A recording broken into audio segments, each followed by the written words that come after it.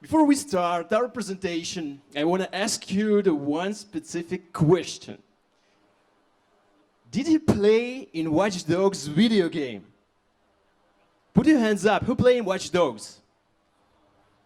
Oh, come on. Grandfathers and grandmothers. Do you have a PlayStation? Put your hands up. Who has a PlayStation? Or Xbox, probably. Do you have a computer? Nice. Okay. The little disclaimer for you. The Watch Dogs is a game. When you're superhero with main super ability, you can hack anything. Just use your smartphone with a hack button. You can push the button and steal the data from his phone, for example. You can push the button hack and you can steal the money from cash from an ATM machine. You can push the hack button and change the traffic lights or something like that. It's a terrible game. Terrible. But I think the main conception that was planted by developers of the game is a beautiful reflection of our current situation with Internet of Things. We are Vladimir, Dashchenko, and Denis Makrushin, and we try to show you how our smart cities, smart homes, smart cars, smart devices become stupid. And I think the beautiful illustration of current situation with IoT, with Internet of Things, is a short message that was published on the MITRE website, Common Vulnerability Database website. The short version of the message is something like that. Guys, we're receiving a lot of information about vulnerabilities in IoT devices. Please stop. We have no any resources to assign the new CVE numbers for your requests. We don't have any resources. Please stop. Decrease your activity. But I think the fact that these devices is vulnerable, it's not so bad fact. The worst fact that these devices are available online for everyone. Somebody could use the shutdown, for example, and try to find something interesting. For example, this one. What do you think? What is that? It's a scheme of... Come on. Switch on your imagination. It's a scheme of windmill station. Someone could connect to a random windmill station to watch some parameters on the dashboard, to change some parameters on the dashboard, and as a result, we will see a new newspaper. Or this one is a smart hospital system. Someone could use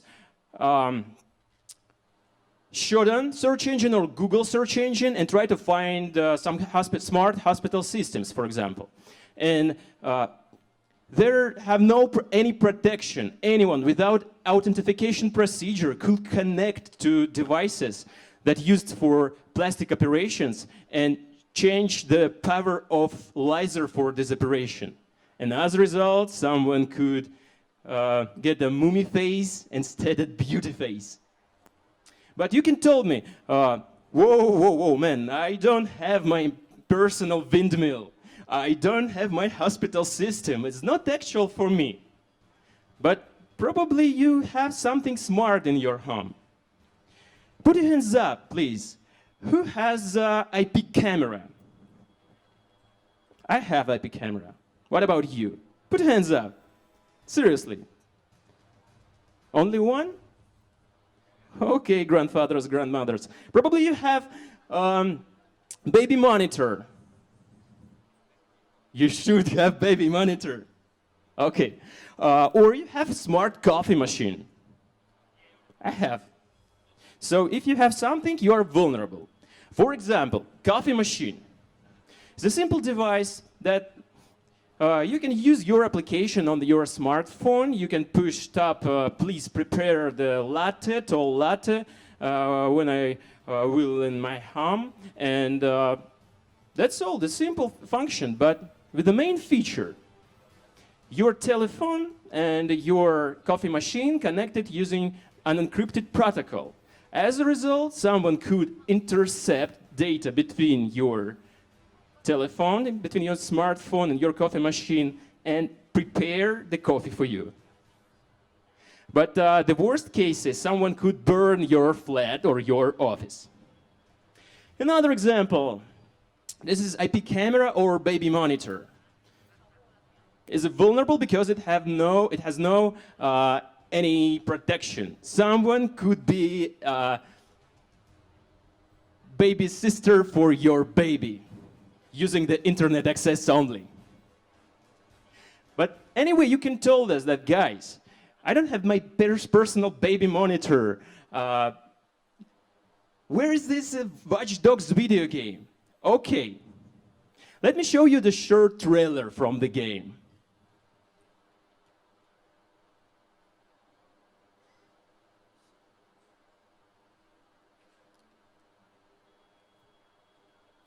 Do we have a sound? Okay, Vova, let's write.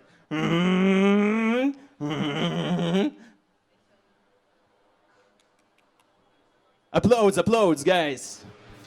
I think it's a good trailer because it's a beautiful illustration of current situation with IoT, with the smart cities.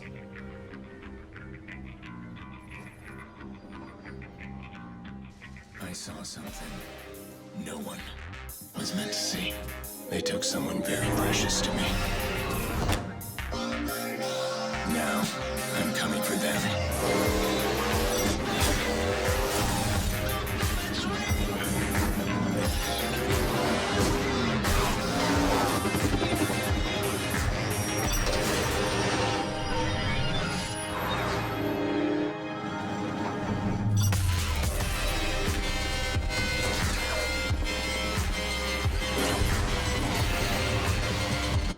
Okay, a lot of devices are waiting around us, are waiting for a hero from this game in parks, in airports, in markets, whatever else, even in toilets.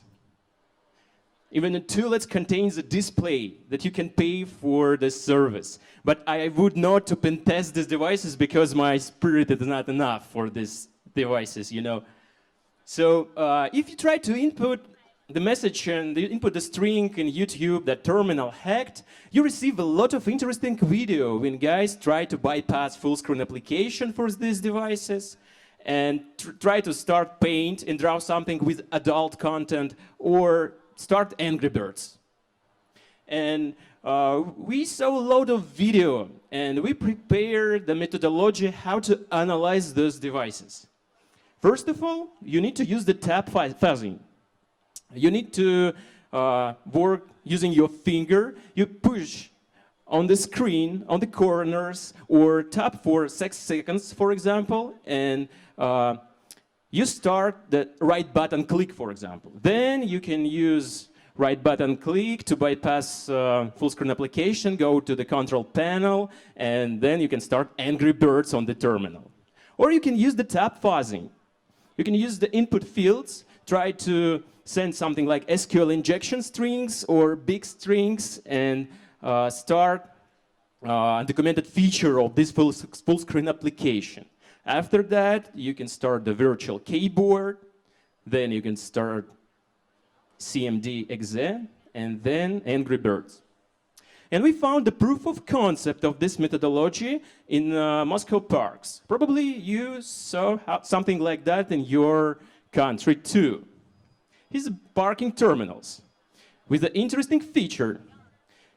It's beautiful from visual and usability point of view application that contains widget, Google widget, with the main feature, non-customized Google widget. And by default, this widget contains the status string, the little string with scales, with links where you can push the button and send the report for Google, for example, about an error, and you can tap on this, and you start the browser.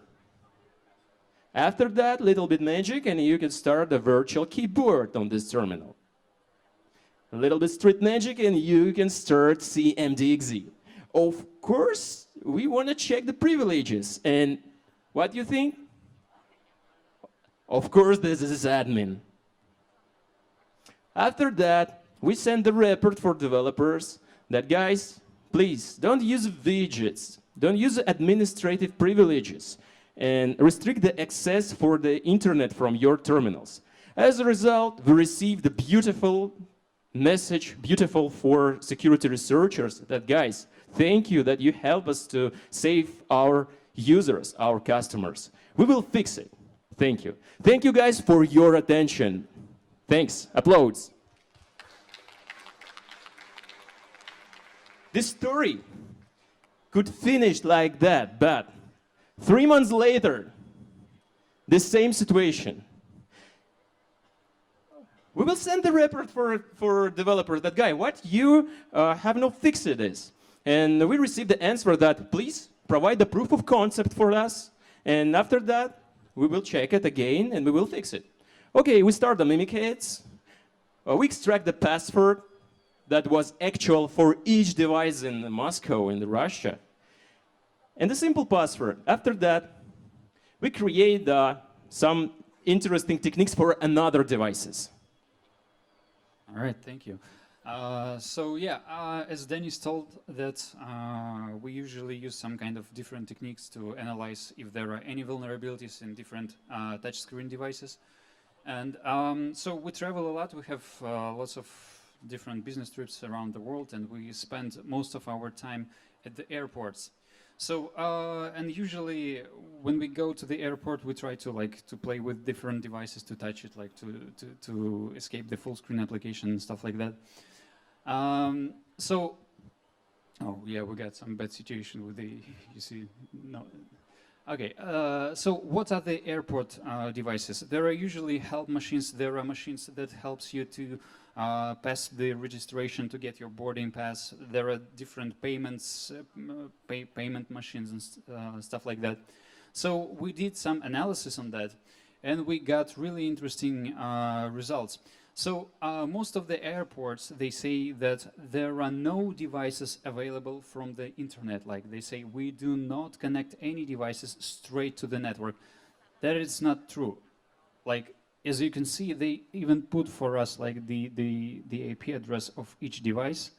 And it's really easy to get to that device from the internet, and like IP addresses available everywhere. I don't remember where was it, like in Spain or something. Yeah, after that, so we decided to take a look on the prepaid internet access in Paris airport. And it was pretty easy to escape the full screen application, because there was the really old flash player, like on the back right over there, like where is the LinkedIn and some prices, blah, blah, blah. So yeah, there was a really old flash player, and if you click properly on the proper place, you can like get the help menu, then you can go to the start, and then you can run wherever you want. Then we start digging deeper. We wanted to analyze what's happening with that application. What does it look like? So we have seen that there are some kind of restrictions. So for example, you cannot access like some different adult websites, and they use really strange vocabulary.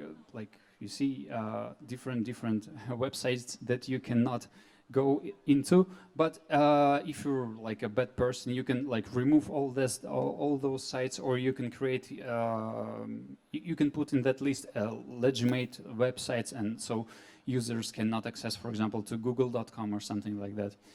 And we try to analyze how the database connection works. So yeah, they have like everything is pretty much clear, and you can get wherever you want. This is the payment terminal from another airport, and we could really easily escape from that thing. This is from I don't remember from which. Yeah, it's a registration system, and yeah, it was pretty easy to escape that. And this one is yours, I think, right? It's an example of cinema ticket machine that printing the cinema tickets for you after payment. And it's contained some interesting feature. You can start control panel, start Angry Birds. or the simple terminal with simple business function in government building. You filled some fields about you, and then you receive the ticket. But it printing with the main feature. For 2 seconds, you receive this window of printing. What you can do with that? What do you think? You can change printing parameters. Then you can start the control panel. Then you can start the Angry Birds. And probably you ask us, like, guys, probably it's a Russian specific to build vulnerable terminals. Probably you have something like vulnerability in your DNA. No. We have checked a lot of terminals around the world, and this is an example of terminal in Switzerland, a museum, Olympic Museum in Switzerland. You can start the right button click, just push on this for 2 seconds, and you will get the window. Then you can discover a lot of interesting around this network. And how it look like in the real time, in the real mode. We studied it in one of our math classes, the parabolic mirror. Then you need the button Start Angry Birds, please.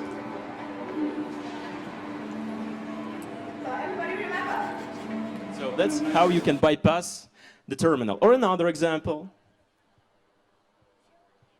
Yeah, I just have pre-recorded this demo like 2 days ago before going to the airport. I went to the shopping mall and I've seen the huge touch screen panel, and I was trying to escape that thing. So it took me like, I think like 5 minutes to find the really? Really?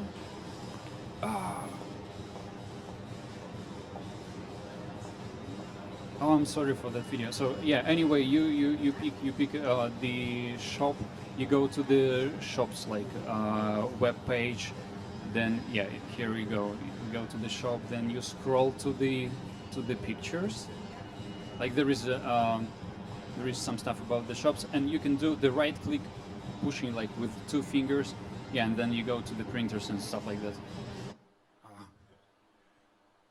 Thank you, Vladimir, for the fitness for these guys. Okay, this is an example of another terminal in the cinema. It's a normal video. You can pay for the cinema. You choose the cinema. You choose the movie, the time.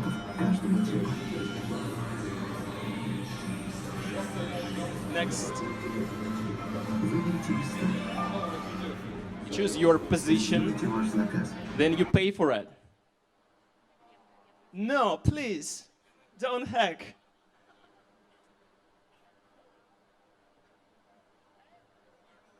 Okay. Let's try again. My name is Denis Makrushin.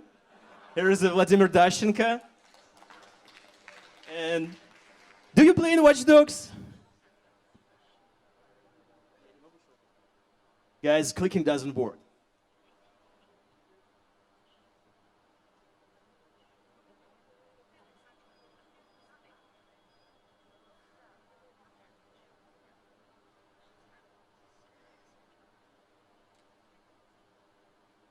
So the main question, what you can do with this vulnerability is not so serious, really.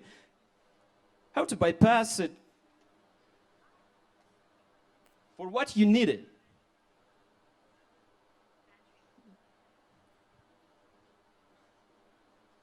Vova? Thank you, thank you. Thank you, not so much.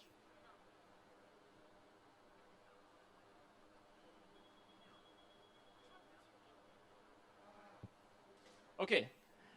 Let's return to the picture with the cinema terminal.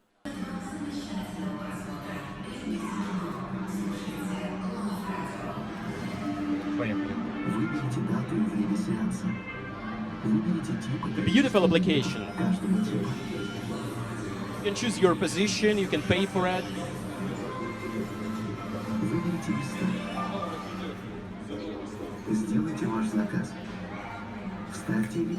Then you can pay for it, but it is standard Windows from operation system environment. It's easily to bypass it. Just tap on it. Thank you. Start Angry Birds.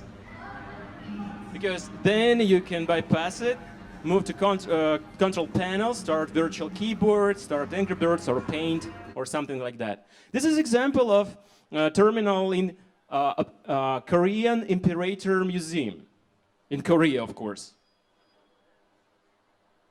Or example of another terminal with data phasing abilities when you can insert SQL injection and then you receive the message that, sorry, I don't know with that. It's an example of evil input.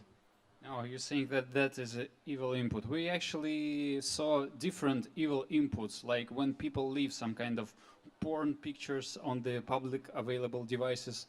So yeah, or like this, I think it was in England or something like that.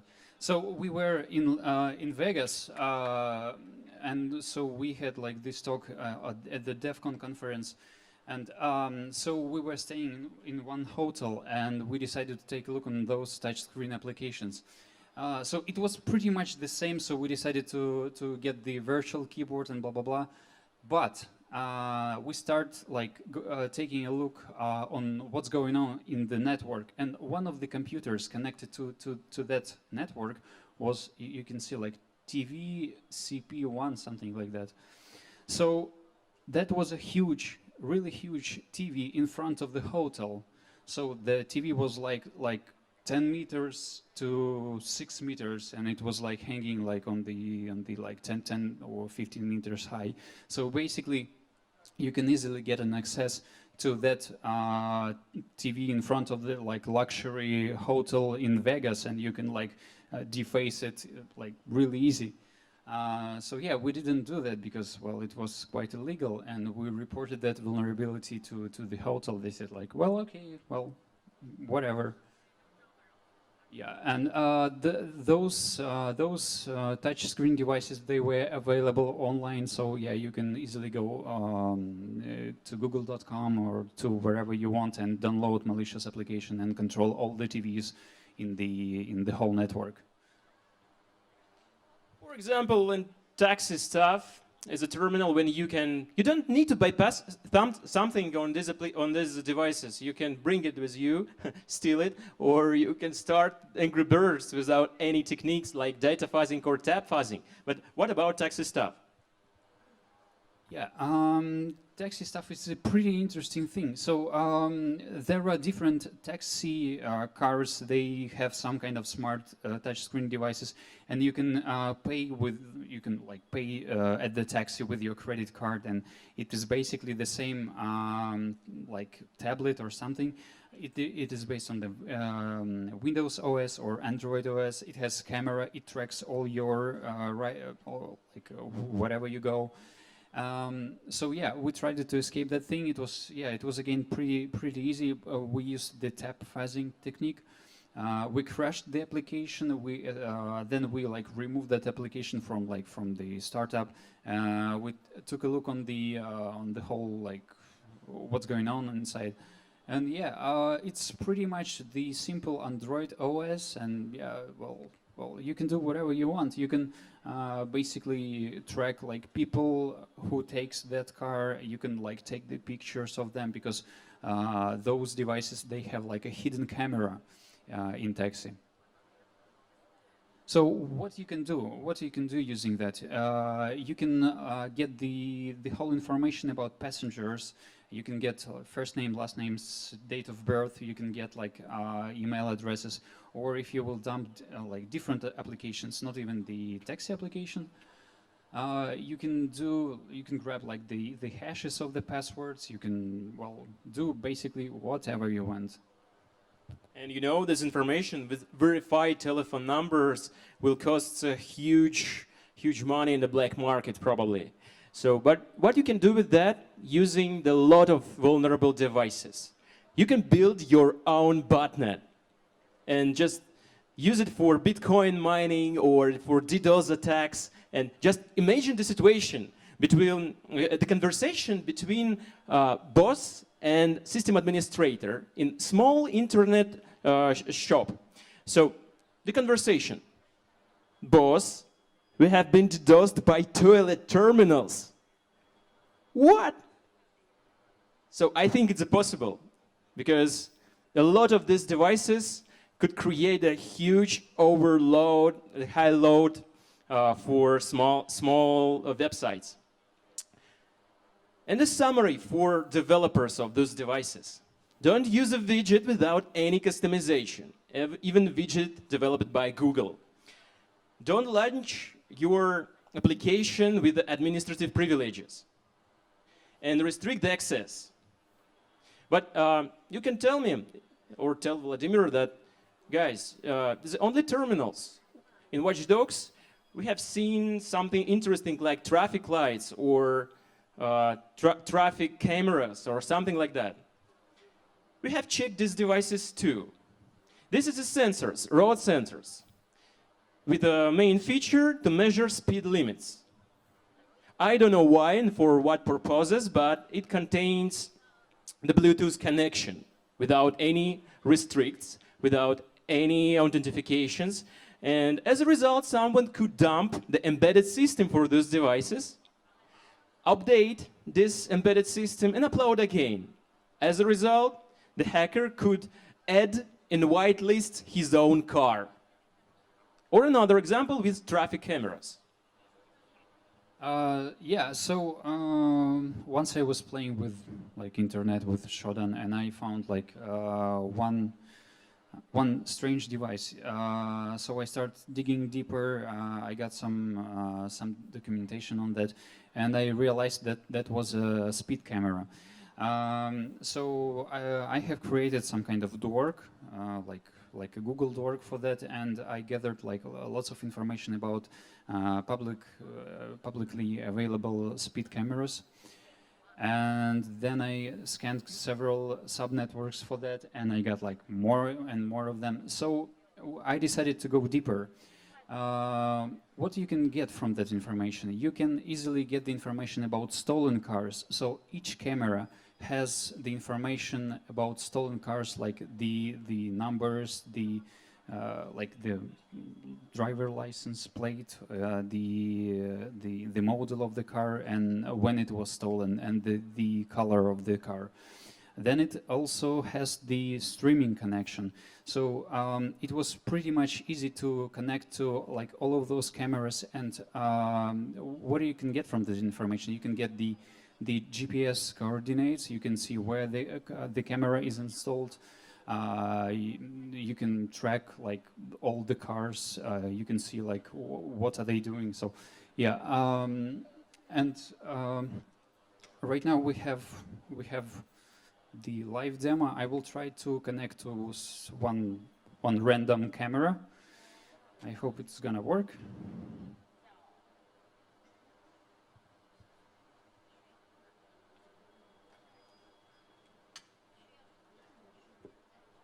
So yeah, we were really surprised because for the connection, those cameras do not have any passwords or login authentication. It has like RTSP protocol, real-time streaming protocol, so it's just really easy. And I just also want to just add some notes that research is not like really deep technical, but it's more like fun and badass research.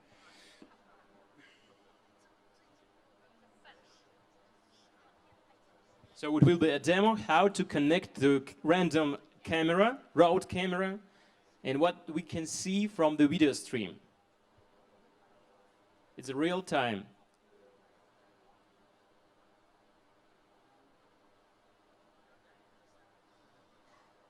One IP camera, one traffic camera somewhere in Russia. I hope.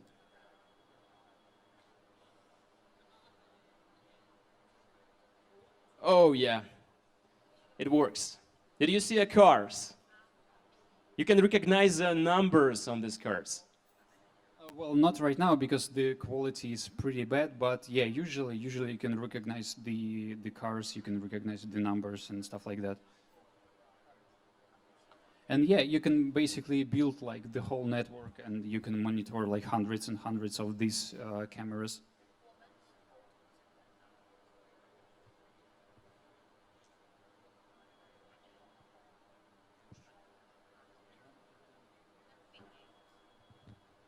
Okay, so let's imagine what can happen with that information. We also have researched different, let's say it, smart network routers. They are usually deployed on the smart roads infrastructure. So we could get access to that, and we realized that the whole traffic inside of those networks is unencrypted. So what you can do, you can easily get the information about what car, like how many cars right now are going in the streets, what are those cars, because those information contains the patterns for the cars. And what's going to happen? Like, let's imagine that there are a couple friends and they want to do some kind of business. They can like hijack the cameras. They can control those cameras. By the way, it is possible to basically switch off the camera in like this period of time. So if you want to shut down the camera, you just like push one button and it stop controlling like the speed, and then stop controlling like the plates and everything. So yeah, you can use just internet to like hide those guys like from the police, and yeah, that's pretty easy to do. And you guys can tell us that, okay, but it's not actual for me, it's probably actual only for blockbuster scenario, yeah? Only for Watch Dogs developers. But I'm sure that even in this building we have something smart. Do you heard about BMS systems? Building Management System is a router that connects various ecosystems like light system, conditioner system, and classical TCP/IP network. And if someone tried to hack it, what he could do with that? Let me show on this video. It is also pre-recorded demo.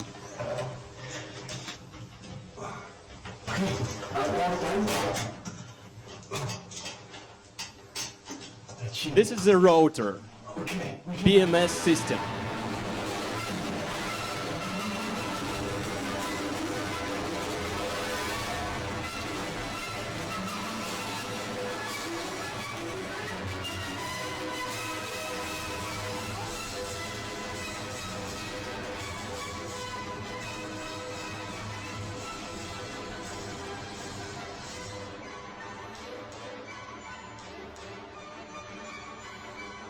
A little bit street magic.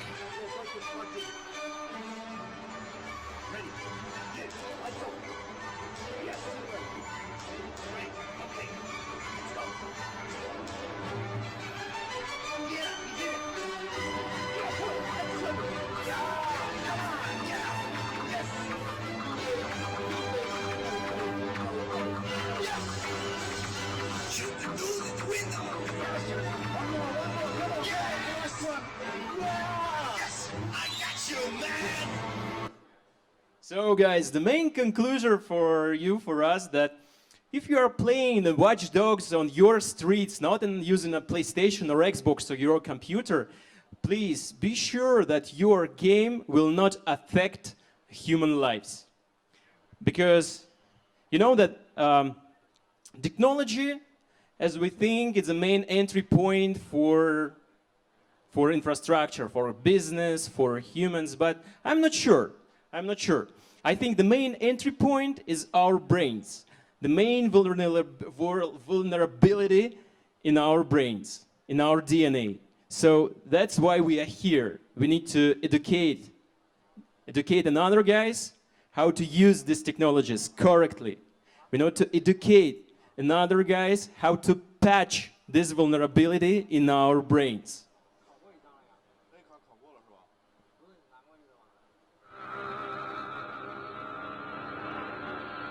It's a classical social engineering attack.